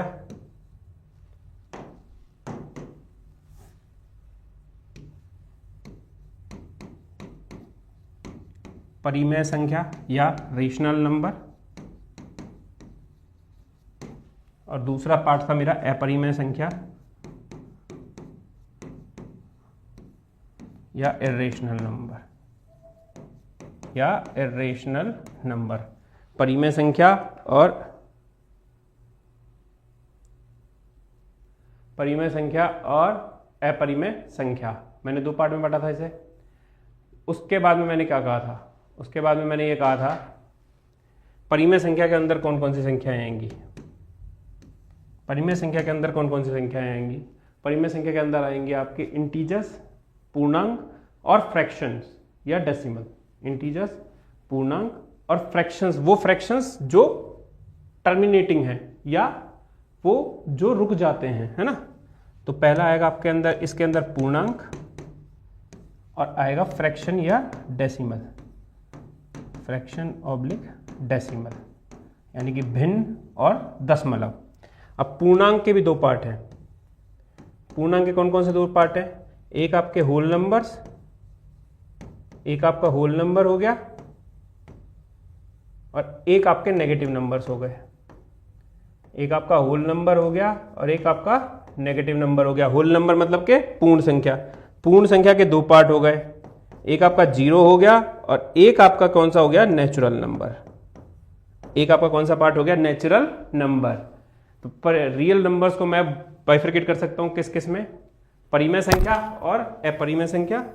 परिमेय संख्या और अपरिमेय संख्या। परिमेय संख्या को 2 पार्ट में बांटा जा सकता है, पूर्णांक, फ्रैक्शंस एंड डेसिमल्स। फिर पूर्णांक को 2 पार्ट में बांटा जा सकता है, एक होल नंबर हो गए आपके और एक नेगेटिव नंबर हो गए। होल नंबर के अंदर आपके नेचुरल नंबर भी आते हैं, होल नंबर के अंदर आपके नेचुरल नंबर्स भी आते हैं और साथ में 0 भी आता है। नेचुरल नंबर भी आते हैं और 0 भी आता है। अब इस क्वेश्चन को देखेंगे तो क्या आएगा? परिमेय और अपरिमेय संख्याओं का योग क्या होगा आपका? परिमेय और अपरिमेय संख्या का योग क्या होगा आपका? रियल नंबर, वास्तविक संख्या। संख्याओं के किस जोड़े का योग 13 है और जिनके वर्गों का अंतर 65 है, 65 है? ऐसा कौन सा पेयर है जिसका हम जब एडिशन करेंगे या सम करेंगे तो 13 आएगा और स्क्वायर करने पर 65 आएगा? बताओ। 1947 ट्रैक 1940, हाँ 1947 याद रखो यार, उस दिन किसी का जन्म हुआ था, किसी का जन्म हुआ था उस दिन।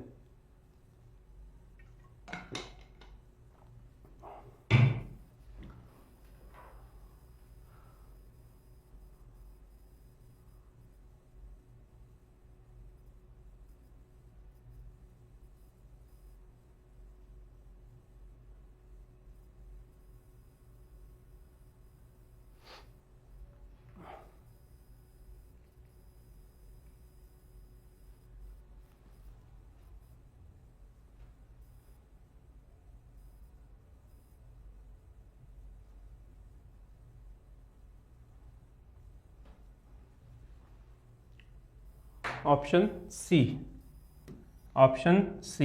देखो पहला जो कंडीशन है, पहली जो कंडीशन है वो फुलफिल हो रही है। ये नंबर सिस्टम का पार्ट नहीं है, लेकिन ऐसे क्वेश्चंस बीच बीच में मैं कराता रहूंगा जहां पे मैं आपको समझा सकूंगा किस तरीके से क्वेश्चन को देखना है, क्वेश्चन को समझना किस तरीके से। पहली कंडीशन क्या कहती है कि योग जो है, सम जो है वो 13 होना चाहिए। कितना होना चाहिए? 13। 6 और 7 13, 5 और 8 13, 9 और 4 13, 3 और 10 13। तो पहली कंडीशन का तो कोई मतलब ही नहीं बचा। पहली कंडीशन तो फुलफिल हो गई चारों ऑप्शंस में। अब बच जाती है दूसरी कंडीशन 65। अगर मैं 7 का स्क्वायर करूं तो क्या आएगा? 49 माइनस 36 कितना आया? 13। तो ऑप्शन ए नहीं होगा। चलिए दूसरा ऑप्शन चले। 8 का स्क्वायर 64 माइनस 25। 64 माइनस 25 करूंगा तो लास्ट डिजिट से मुझे पता लग रहा है कि 9 आएगी, 65 तो नहीं आ सकता, तो ऑप्शन बी भी नहीं होगा। तीसरा ऑप्शन पकड़ते हैं। 9 का स्क्वायर 81, 9 का स्क्वायर क्या हुआ? 81 माइनस 16, 5 एंड 6। तो option C is correct. Option C is correct. Option C is correct. बताइए कौन सा समूह वास्तविक संख्याओं का समूह नहीं है? मतलब कौन सा ऐसा पार्ट है जो सबसेट नहीं है किसका? रियल नंबर का। रियल नंबर के अंदर इंटीजर्स आते हैं, आते हैं। रियल नंबर के अंदर नेचुरल नंबर आते हैं, आते हैं। होल नंबर आते हैं, आते हैं। कॉम्प्लेक्स नंबर रियल नंबर के अंदर नहीं आते हैं। तो ऑप्शन डी इज करेक्ट। उसने पूछा कौन सा नहीं है? Not, not. कॉम्प्लेक्स नंबर एक सबसेट नहीं है रियल नंबर का, क्योंकि कॉम्प्लेक्स नंबर के अंदर कौन सा नंबर भी आते हैं? इमेजिनरी नंबर या काल्पनिक संख्याएं। इमेजिनरी नंबर या काल्पनिक संख्याएं हमने अभी देखा ही था कि इसे किस तरीके से लिखते हैं? z equal to a plus iota b। मतलब इसके अंदर काल्पनिक संख्याएं भी आती हैं। तो ये रियल नंबर का सबसेट नहीं है, रियल नंबर इसका सबसेट है, रियल नंबर इसका उपसमूह है, ये रियल नंबर का उपसमूह नहीं है। चलो सीडीएस का आया वो क्वेश्चन है।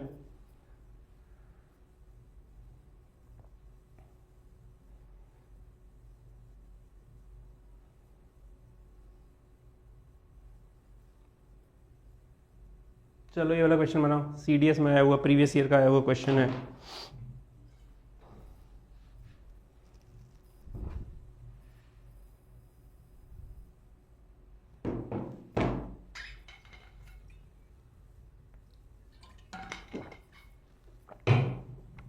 देखो के कोई सम धनात्मक पूर्णांक है, के is any even positive integer. अब आपको ये पता होना चाहिए कि पूर्णांक क्या है, सम क्या है और धनात्मक क्या है।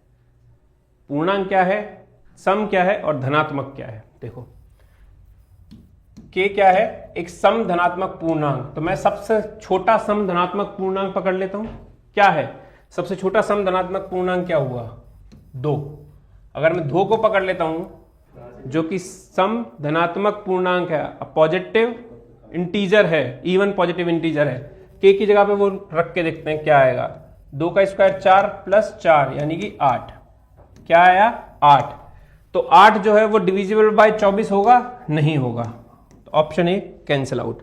ये क्वेश्चंस 2 से 3 सेगमेंट्स के होते हैं अलग अलग, लेकिन मैंने आज अगर आपको इंटीजर समझाया है, पॉजिटिव इंटीजर समझाए हैं, तो इसलिए इस क्वेश्चन को यहां करना जरूरी है। ठीक है, डिविजिबल बाय 24 नहीं होगा।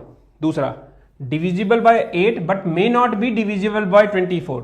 8 से तो विभाज्य है लेकिन 24 से विभाज्य न भी हो सकता है। तो ये 8 से तो विभाज्य हो रहा है 8, लेकिन 24 से विभाज्य नहीं हो रहा, तो हो सकता है ये आंसर हो। तो हम इसे सर्कल करते हैं। तीसरा, 4 से विभाज्य लेकिन 8 से विभाज्य नहीं भी हो सकता है, लेकिन 8 से विभाज्य नहीं हो सकता है, लेकिन हम तो देख रहे हैं 8 से विभाज्य हो रहा है। तो ऑप्शन सी कैंसिल आउट। 2 से विभाज्य लेकिन 4 से विभाज्य नहीं हो सकता।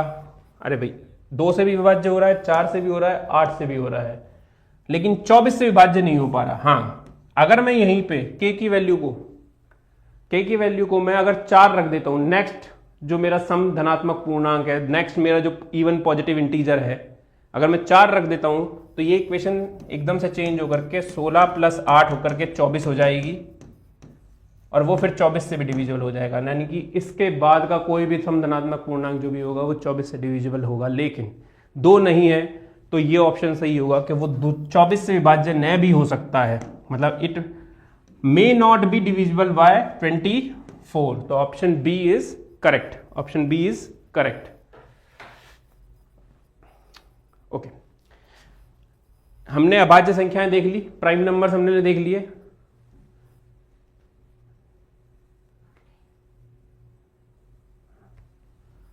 हमने प्राइम नंबर्स देख लिए। प्राइम नंबर्स के 2 पार्ट होते हैं। एक होता है आपका को प्राइम नंबर। को प्राइम नंबर क्या होता है? को प्राइम नंबर या रिलेटिवली प्राइम नंबर, इसे रिलेटिवली प्राइम नंबर भी बोलते हैं। रिलेटिवली प्राइम नंबर सह अभाज्य संख्या। क्या है? सह अभाज्य संख्या। सह अभाज्य संख्या कौन सी संख्या होती है? ऐसी संख्याएं जिनके अंदर सह अभाज्य संख्याएं वो संख्याएं होती हैं। Coprime numbers are those prime numbers, prime numbers तो वो नहीं होंगे, लेकिन वो नंबर्स होंगे जो जिनके जो गुणनखंड हैं, कॉमन गुणनखंड नहीं होगा उनका कोई भी, मतलब कोई कॉमन गुणनखंड अवेलेबल नहीं होगा। जैसे कि 8 और 9। अगर मैं कहूंगा 8 और 9 जो है ये प्राइम नंबर है क्या? ये प्राइम नंबर तो नहीं है, प्राइम नंबर तो नहीं है, लेकिन ये को प्राइम नंबर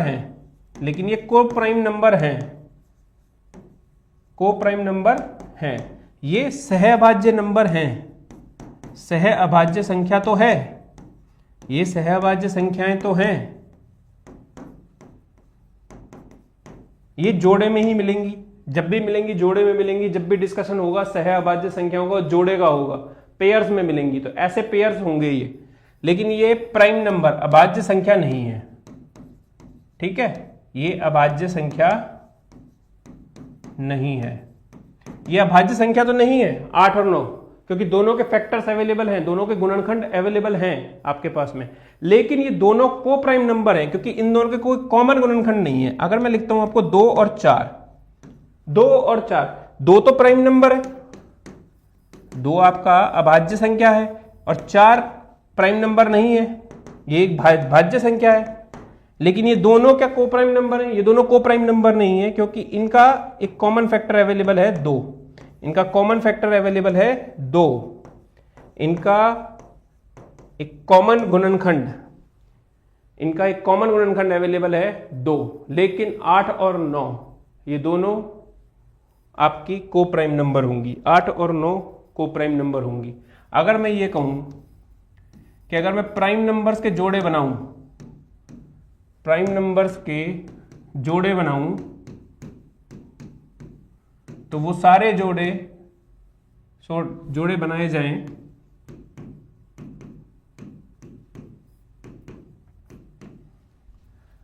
तो सारे जोड़े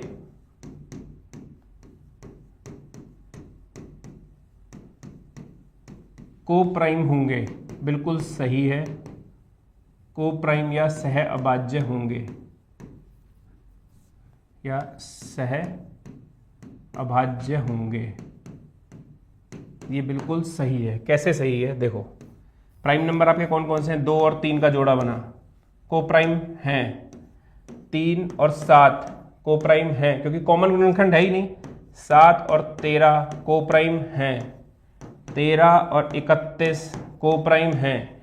तो प्राइम नंबर्स के अगर हम पेयर्स बनाएंगे तो वो सह अभाज्य होंगे, 100% होंगे। ठीक है। अगला रूल को प्राइम में, दो लगातार संख्याओं के जोड़े बनाए जाएं, दो लगातार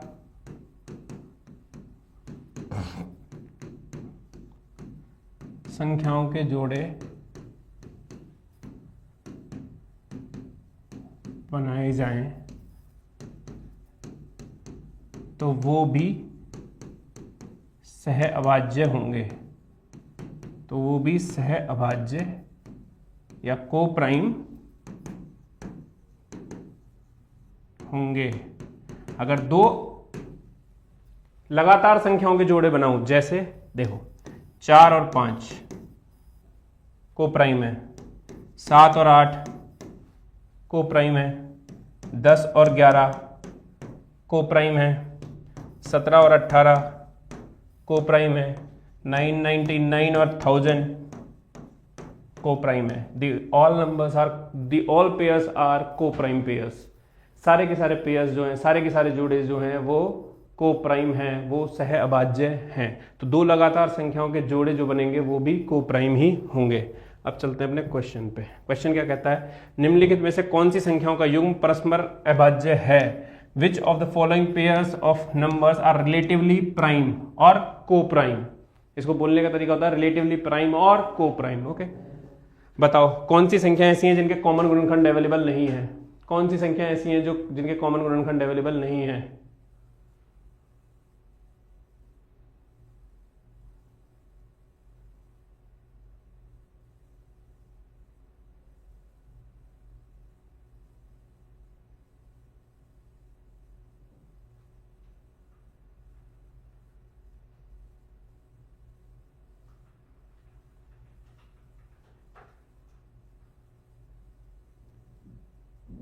सी। कौन सी संख्या ऐसी हैं जिनके, इसका है 2, इसका भी 2, इसका भी 2, सबके कॉमन फैक्टर्स अवेलेबल हैं।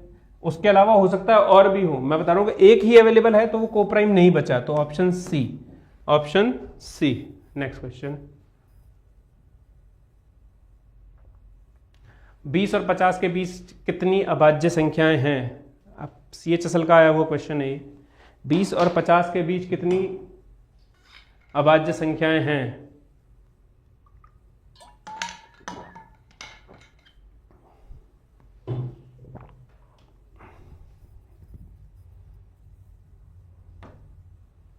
कितनी अभाज्य संख्याएं हैं 20 और 50 के बीच? बताइए। लास्ट क्वेश्चन, लास्ट ट्रिक में हमने देखा था 20 और 50 के बीच कितनी अभाज्य संख्याएं आएंगी।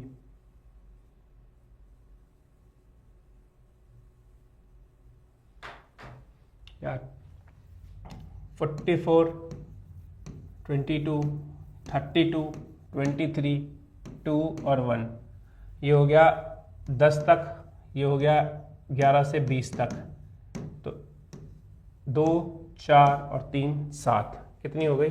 7। Option D 7। ठीक है, option D. Next, divisibility rule आ गया है, अभी रुको, डिविजिबिलिटी रूल बाद में देखेंगे, पहले कुछ और क्वेश्चन देखते हैं इसी पे बेस्ड। चलिए क्वेश्चन नंबर 12 बनाइए। इनमें से कौन सा स्टेटमेंट या कौन सा कथन सही है? प्रीवियस ईयर आया हुआ क्वेश्चन है, राजस्थान के किसी एग्जाम का आया हुआ क्वेश्चन है ये। इनमें से बताइए, which of the following statement is correct? निम्नलिखित में से कौन सा कथन सही है?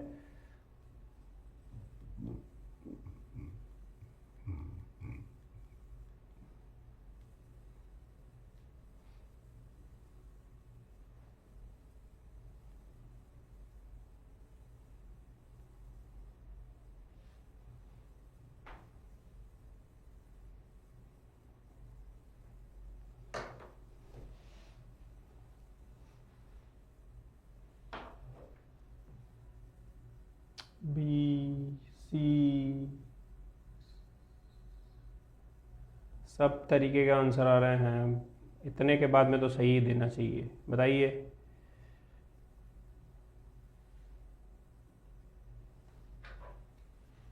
देखो, सभी पूर्ण संख्याएं प्राकृतिक संख्याएं हैं, सभी पूर्ण संख्याएं प्राकृतिक संख्याएं हैं, ऑल होल नंबर्स। तो इसमें तो 0 ऐसा होल नंबर है जो कि प्राकृतिक संख्या नहीं है, तो ये ऑप्शन ए तो गलत हो गया।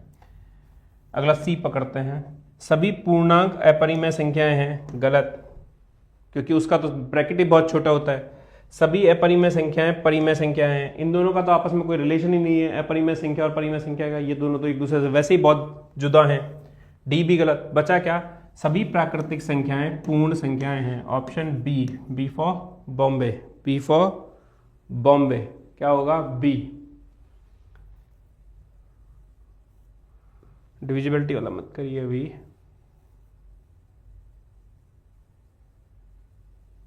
चलिए ये बताइए,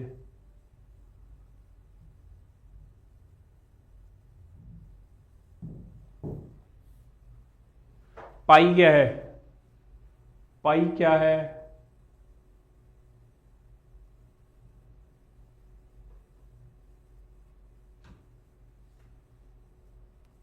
पाई क्या है? एक इरेशनल नंबर, एक अपरिमेय संख्या। हमने देखा था पाई को हम 22/7 लिखते हैं, और ये एक नॉन रिपीटिंग नॉन टर्मिनेटिंग दशमलव है, एंड नॉन टर्मिनेटिंग नंबर है, non repeating and non terminating number है।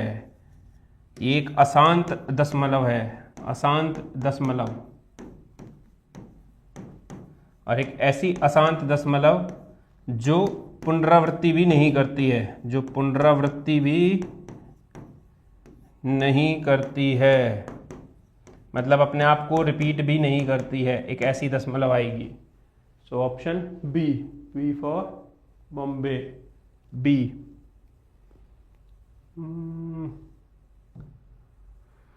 बताइए, which of the following is the smallest prime number? Smallest prime number कौन सा है? स्मॉलेस्ट प्राइम नंबर कौन सा है? 2। स्मॉलेस्ट प्राइम नंबर सबसे छोटा प्राइम नंबर है, उसके अलावा एकमात्र इवन नंबर है जो प्राइम नंबर है, एकमात्र इवन नंबर है जो प्राइम नंबर है, एकमात्र इवन नंबर है जो प्राइम नंबर है, 2।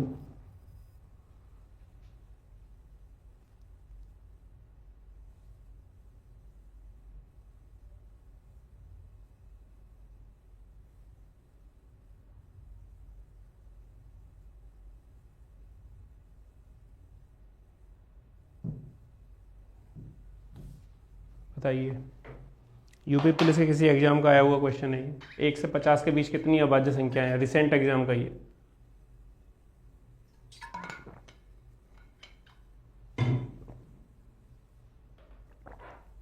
एक से 50 के बीच कितनी अभाज्य संख्याएं हैं?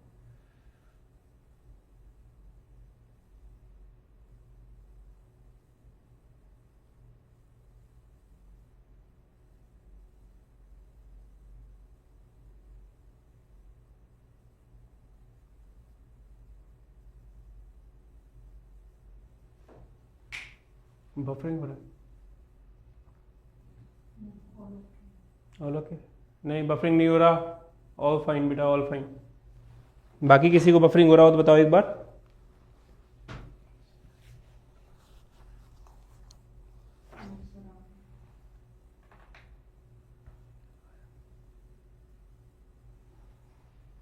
एक से 50 के बीच कितनी प्राकृत संख्याएं हैं? कमेंट बॉक्स में अपना नंबर, अब वो आंसर जो है वो टाइप कर दीजिएगा इसका, ठीक है। उसके अलावा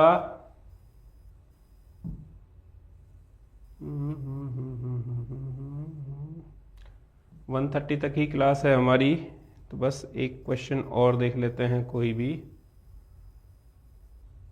फिर उसके बाद में देखेंगे।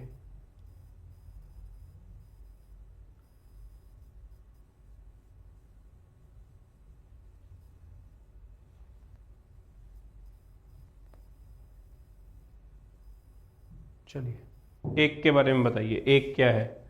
संख्या एक के बारे में कौन सा कथन सही है? संख्या एक अभाज्य संख्या है? संख्या एक अभाज्य संख्या है? नहीं, क्योंकि सबसे पहली अभाज्य संख्या तो क्या है? 2। यह एक भाज्य संख्या है? पता नहीं, करेंगे डिस्कशन। यह न तो अभाज्य है और न ही भाज्य है। यह एक अपरिमेय संख्या है? नहीं, ये भी नहीं हो सकता। इरेशनल भी नहीं है। अब ऑप्शन बचे मेरे पास बी और सी डिस्कशन के लिए। क्या यह एक भाज्य संख्या है या यह एक ना तो अभाज्य है और न ही भाज्य है? इसका आंसर अपने कमेंट बॉक्स में डाल दीजिएगा। वैसे एक नंबर जो होता है, एक, इट इज नॉन एज विशिष्ट संख्या, अ स्पेशल नंबर, जो ना तो भाज्य है और ना ही अभाज्य है। ना तो भाज्य है ना ही अभाज्य है। It is neither prime nor composite. It is neither prime nor composite. ठीक है, ना भाज्य है और ना ही अभाज्य है। Option C. कुछ क्वेश्चंस लिख रहा हूं यहीं पे।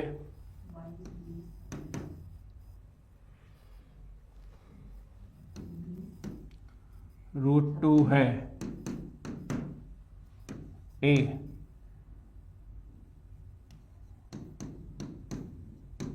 परिमेय बी, अपरिमेय संख्या, परिमेय संख्या, अपरिमेय संख्या, पूर्णांक, पूर्णांक या पूर्ण। √2 क्या है? पूर्ण संख्या। इस क्वेश्चन का जवाब अपने कमेंट बॉक्स में डाल देना। साथ में मैं 2 क्वेश्चंस और आपको दे रहा हूं, उनके जवाब भी अपने कमेंट बॉक्स में डाल देना आप लोग।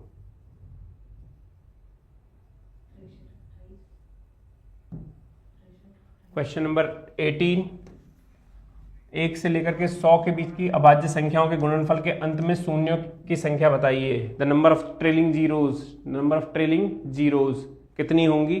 क्वेश्चन नंबर 18 का आंसर भी आप अपने कमेंट बॉक्स में डाल दीजिएगा। और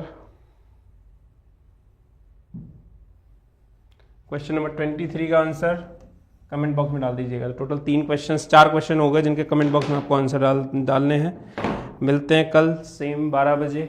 नंबर सिस्टम की नेक्स्ट क्लास में कंप्लीट करेंगे जितना कर पाएंगे, उसके बाद फिर हम सिंप्लीफिकेशन की तरफ मूव करेंगे। चलिए, जय हिंद। मस्त रहिए, व्यस्त रहिए, अस्त व्यस्त मत रहिए, सही से तैयारी करते रहिए। Thank you. जय हिंद।